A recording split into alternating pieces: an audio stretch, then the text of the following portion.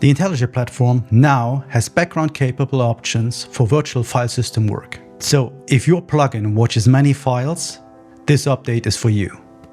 The key additions are a new BulkFileListenerBackgroundable marker interface and the message topic Virtual File Manager VFS Changes BG for background that you can subscribe to. For asynchronous listeners, there's an Add Async File Listener Backgroundable, and there's also an extension point, IntelliJ VFS Async Listener Backgroundable.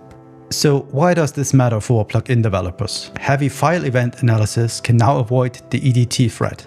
That lowers the pressure during indexing, heavy refreshes, or branch switches with Git.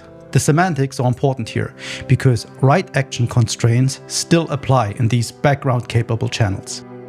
For one event batch, before and after still run on the same thread, but that thread can be a background thread, and it's not necessarily the EDT.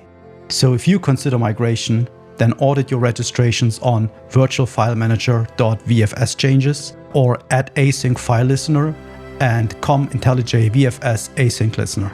Move only listeners that are thread safe and do not depend on UI thread access.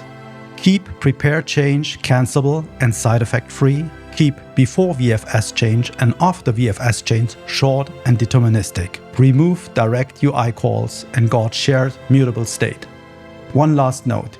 These APIs are experimental and their signatures and behavior may still change.